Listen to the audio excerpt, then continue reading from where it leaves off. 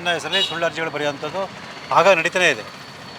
ಹಾಗಾಗಿ ಅದೇ ರೀತಿ ಈ ಥರ ಗುರೂಜಿ ಏನೋ ಅರ್ಜುನ್ ಗುರೂಜಿ ಇದ್ದರೆ ಅವ್ರ ವಿರುದ್ಧ ದೂರನ್ನ ಕೊಟ್ಟಿದ್ದಾರೆ ಅಂತೇಳಿ ಸುಮಾರು ನನಗೆ ಒಂದು 15 ದಿವಸಗಳ ಮುಂಚೆ ತಿಳಿದು ಬಂತು.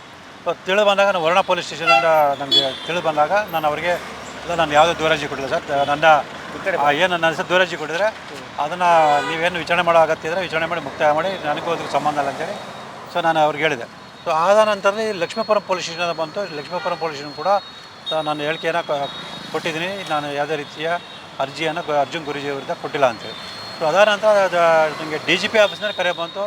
ಆಗಲೂ ಕೂಡ ಅವ್ರಿಗೆ ಹೇಳಿದ್ದೀನಿ, ಇಲ್ಲ ನಾನು ಯಾವುದೇ ಅರ್ಜಿ ಕೊಟ್ಟಿಲ್ಲ ಅಂತೇಳಿ. ಈಗ ನನಗೆ ತಿಳಿದು ಬಂದಿಲ್ಲ ಅಂದರೆ ಮಹಿಳಾ ಆಗೋಕ್ಕೂ ಕೂಡ ನನ್ನ ಹೆಸರಲ್ಲಿ ಅರ್ಜುನ್ ಗುರೂಜಿ ವಿರುದ್ಧ ದೂರರ್ಜಿ ಕೊಟ್ಟಿರೋದು. ಸೊ ಅರ್ಜುನ್ ಗುರೂಜಿ ಯಾರು ಅಂತ ನನಗೆ ಗೊತ್ತಿಲ್ಲ, ನಾನು ಅವ್ರನ್ನ ಯಾವತ್ತೂ ಕೂಡ ನೋಡಿಲ್ಲ.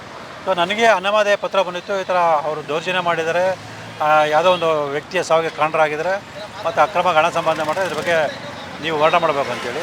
ಆದರೆ ನಾನು ಯಾವುದೇ ಹೋರಾಟ ಮಾಡಬೇಕು ಅಂದರೆ ಆರೋಪಕ್ಕೆ ಪೂರಕವಾದ ಸ್ಪಷ್ಟ ಸಾಕ್ಷ್ಯಾಧಾರಗಳು, ಸ್ಪಷ್ಟ ಮಾಹಿತಿ, ದಾಖಲಾತಿಗಳಿರಬೇಕು. ಸೊ ಯಾವುದೂ ಇಲ್ಲ ಕೇವಲ ಒಂದು ಹೇಳಿಕೆಯ ಮೇಲೆ ಅಥವಾ ಒಂದು ಬರವಣಿಗೆ ಮೇಲೆ ಸೊ ನಾನು ಯಾವುದೇ ದೂರು ಅರ್ಜಿನ ಕೊಡಲ್ಲ.